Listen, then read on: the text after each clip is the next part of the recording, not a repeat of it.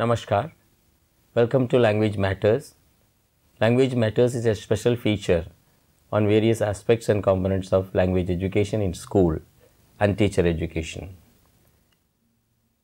Today, this Language Matters, we have Professor Ramesh Muju, formerly with the Assam University Silchar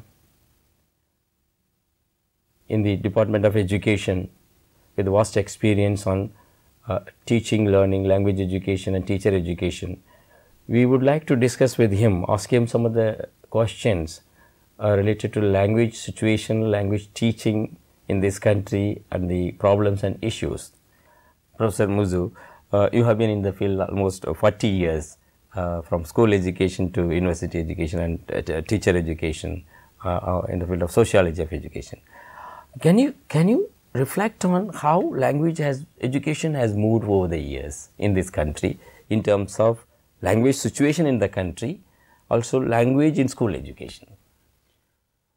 Well, India as a nation, as a society, is a multicultural society, and there are almost 300 spoken dialects even today. Oh. And the Constitution has recognized one regional language for each state. So we have around 22 languages. 32 languages, and they are in vogue at the officially recognized levels. Now, apart from these Indian languages, we have had the tradition of speaking English language since the British time, and this English language has also become a mother tongue for certain section of Indian polity, Indian society. If not mother tongue, at least language one. First language, exactly. Now, English in that sense is no longer a foreign language. In this country. So, whenever we have any language policy, we need to consider this. And probably Constitution framers had this in mind. That's why they intended replacing English as the official medium of the administration by Hindi. But still they wanted English to be an associate official language of the Union of India. But then the regional languages we started well. But then what happened was, in education, a new class of schools emerged. These so-called public schools, which are actually private schools Yes. with high fees. They are not public schools in the sense that they are funded from the public exchequer. So, one particular class of children go to those schools, the other class, not so well-to-do class, goes to the government schools where regional mediums are there. This created a lot of disparity because we could not replace English by Hindi as the official language of the Union. English continues to be there. And the administrators that we have, they are mainly trained in Western education. That has impacted our language policy itself. That has impacted on language policy itself. And plus, when you talk of technology industry, we do not have original technologies. We have been dependent. Of course, now we have originality in technology, in research. But to start with, we did not have it. We were dependent on other nations for this, and with whom we could communicate in English only. English-speaking nations. And as a result, we were forced to give some special status to English. And through this, it became the language of economy. And education, ultimately. And ultimately, education also. Why should parents want their children to study a language or through a language which does not have economic value? English has that.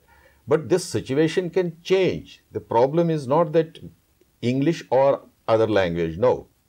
The problem is that children, despite the differences, they are capable of learning 8 languages at a time.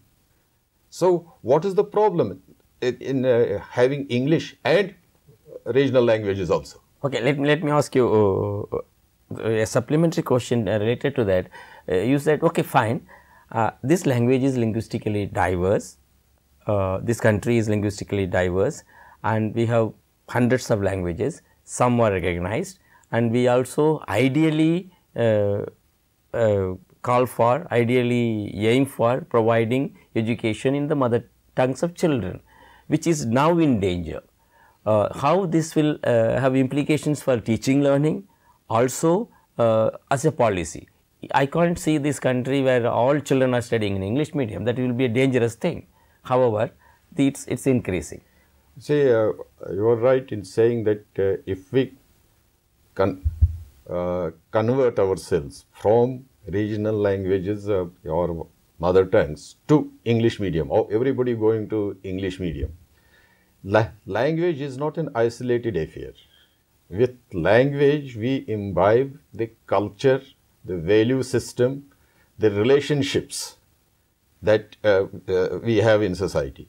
So, if we have this kind of a shift from our languages to only English language, we will convert our youth into English citizens, probably. They will start having loyalties outside India because of the language. That's one thing. Because of the language. This is one thing. And in this context, this will be disastrous for this country. This is on one aspect, socio-political aspect. And however, even if I learn English as a first language, I will not be an English citizen. That's one question. But what implications it will have for teaching learning from the point of view of learning by children and cognition for that matter? The first language that we have, we are not taught that language. We acquire it. It comes from the environment in which we live. Now, and in course of time, we learn to dream in that language. We learn to think in that language, and we express ourselves best in that language only. To whatever extent I may study English, to whatever extent I have a command over English, I will not be able to think in English, I will not be able to dream in English. And therefore, I cannot use English language the way a native English speaker does it. So, if at the early stages, especially at the elementary stage, I am taught, we teach our children in their own language, it is easier for them to conceptualize things. The concepts are formed, and then English language as a language can also be taught. There is no harm in that as a language, because what the problem that we face in language teaching is that our teachers are not trained to use the knowledge of mother tongue as a resource. On the contrary, they treat it as a hindrance in learning English. That was the old belief. That's the old belief. But still, our teachers go with that belief only. We are not able to, through teachers training programs, we are not able to make them aware or train them in using. Say, for instance, through contrastive linguistics. We could do that. You have in every language sometimes different forms of structures, like active, passive you teach. There are two different forms of saying the same thing. Yes. So why can't we treat different languages in that context itself?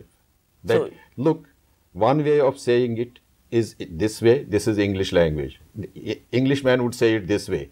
A Hindi speaker would say it in this way. Tamil speaker would say it in this way. And then relate language to everyday experiences of the children. If you are teaching texts through texts which are detached from their own experiences. For instance, I would start teaching a language from the child's own experiences. Come on, tell me, what did you see when you came this morning from your home to school? So the child will be able to connect with lived in experience. So the point is that I am giving him opportunity to use the language, and the context is with which he is familiar, and therefore he will have some words, he will have some structures, and given the opportunity, he will grow. Because in any language, even in mother tongue, we do not teach all the structures that are generated throughout our life. True. So it's impossible. It's impossible. So we are given an input so that from that input, the rules of grammar are also abstracted. The words are added first probably in the passive vocabulary, and then gradually as we gain momentum, as we grow in years, as the need arises, this stuff, this material in our passive vocabulary, passive part of the mind, it comes into active. Okay, I take two things from what you have said just now. One is the languages can be contrasted and learned. I would like to say it like this: languages live in tandem, supplementing, complementing each other, one another. And also, second thing you said was, unless otherwise the teacher connects, child is able to connect with his real life experiences, a lived in experience, it would not be possible to learn not only language or anything. So, can you throw a bit more light on that? The first one, we can have all the language, many languages in one classroom, meaningfully well used as a resource. Can you throw some more light? In one single class, at least, see, we can use two languages to supplement each other. Say, suppose when we are teaching English language, a teacher is teaching English language.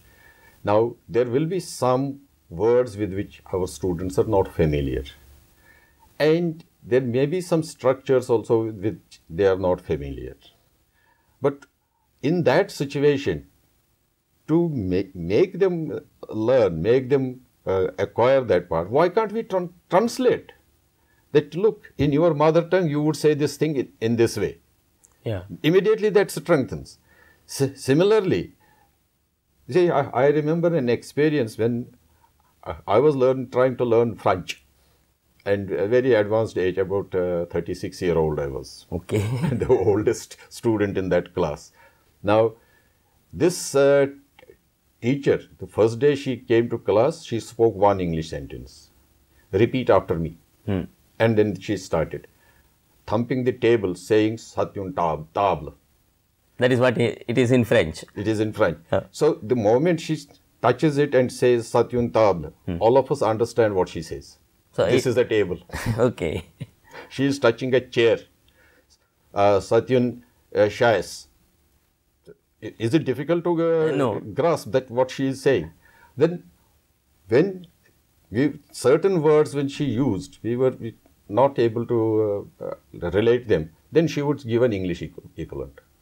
Fine. And okay, in a kind of a contextualized translation rather than mechanical translation. Let us now move on to how this English language teaching situation in this country.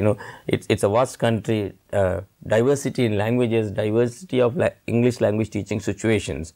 But one thing, I agree with you that there's a kind of regret the way English language is taught in this country. Most parts of the world, particularly our situation is little not so encouraging. How will you look at it? What could be done to improve that?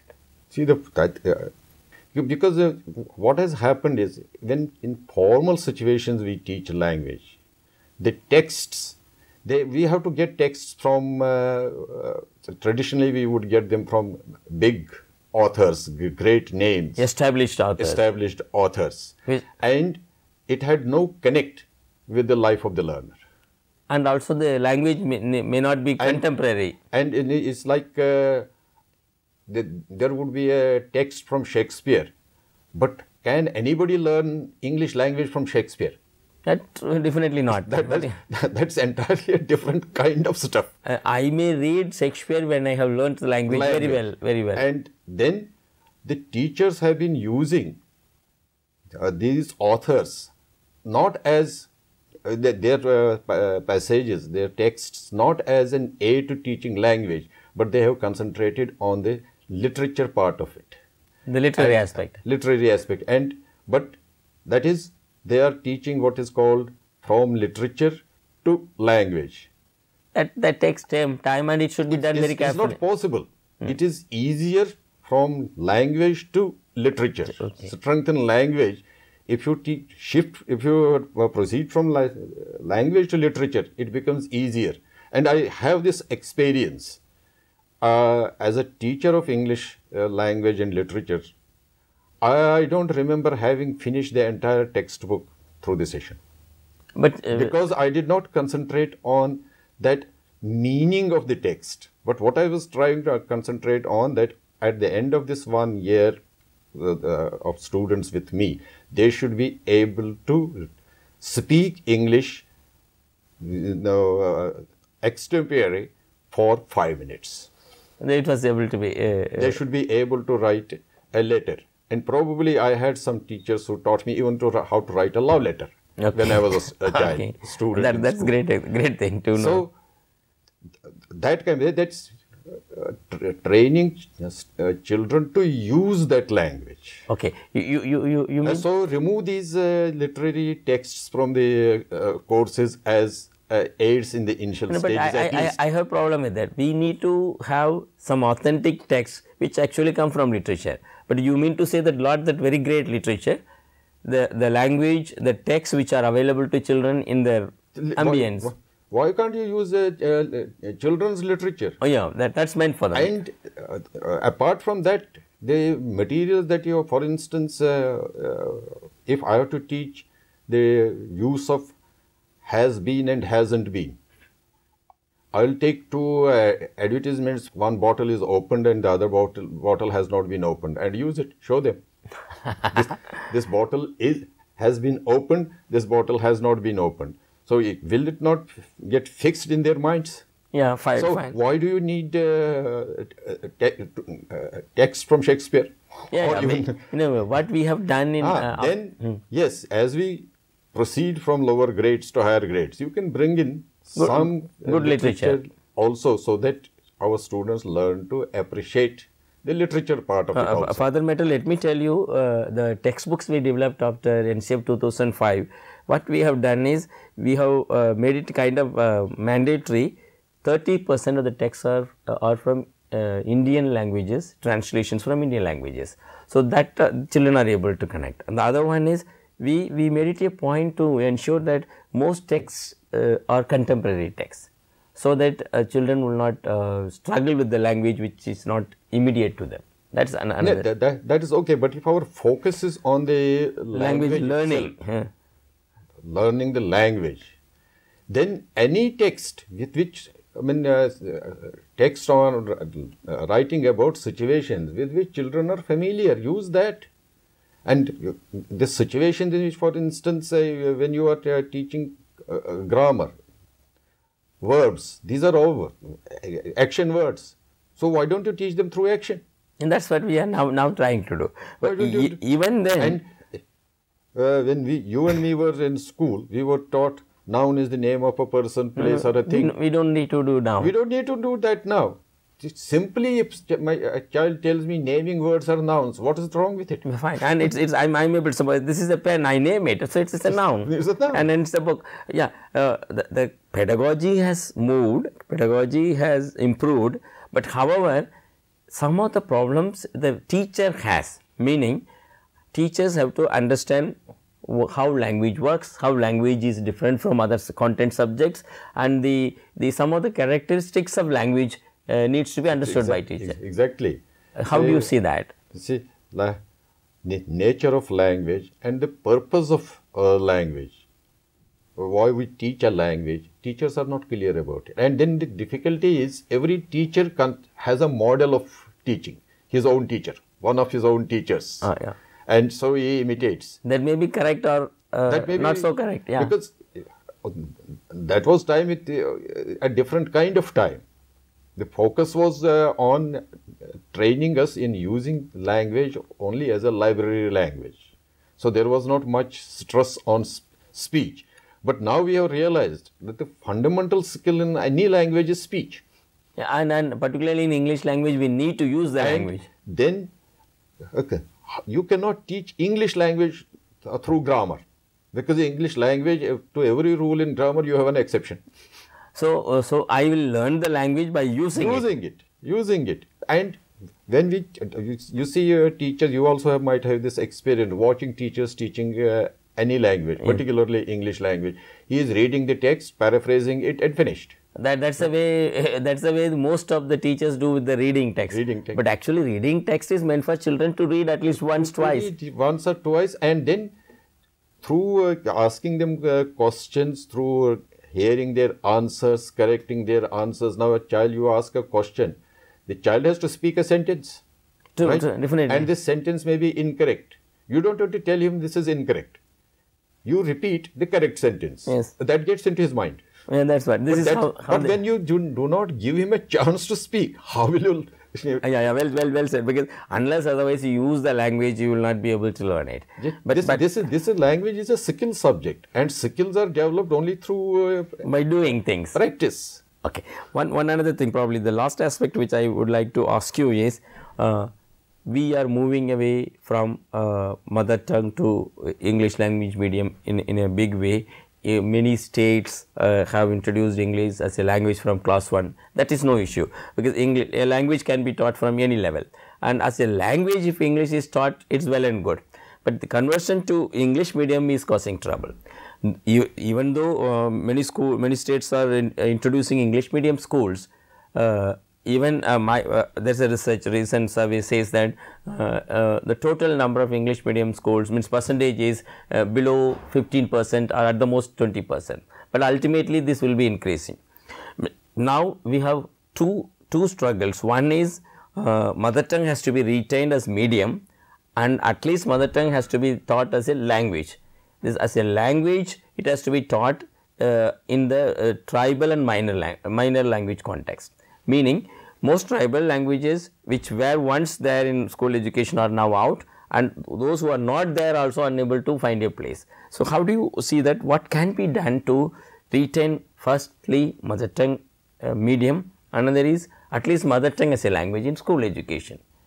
We need not always blame English language for that. It is also the other languages of the majority languages. Please, sir.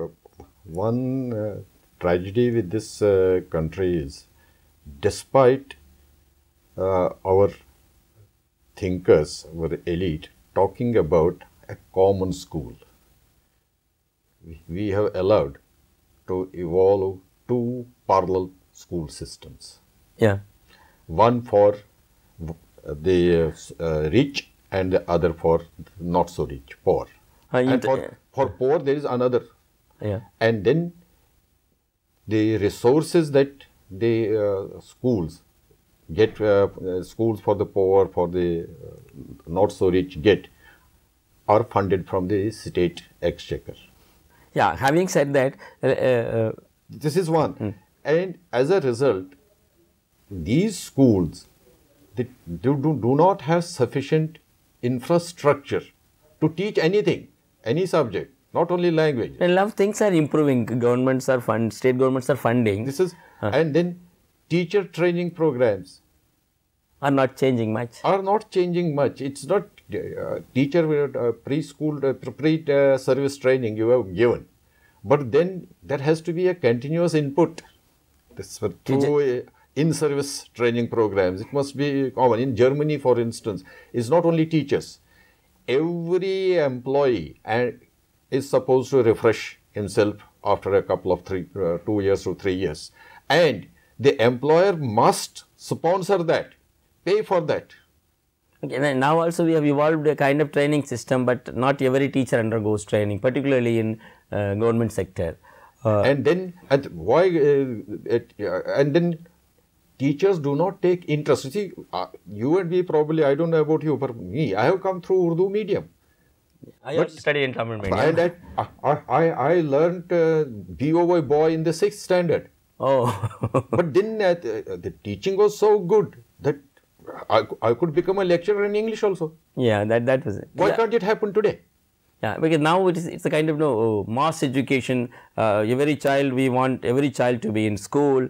We are able to give teachers, but I am asking the question of, there's a problem with the teacher in applying and using his or her own pedagogy, whatever the pedagogy.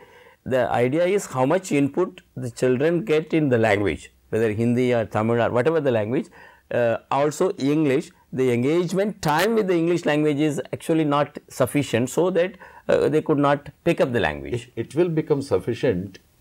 It's not just English language, any language. The concept is now this science teacher or social science teacher gives an impression that correctness of language is not important for his subject. But they learn language through that subject also. Through that subject also. Yes. So the social science teacher or science teacher should also help children learn the correct use of language in their discipline. So, in a way all teachers are language teachers. So, NCF 2005 actually recommends language across curriculum perspective. Yes, exactly. Oh, that when I am teaching history and this incoherent sentences also, because I am able to get the sense what the child is trying to say, is not enough. I should also help him express himself in the correct form of language also. Yeah. So that will strengthen. Oh, thank you.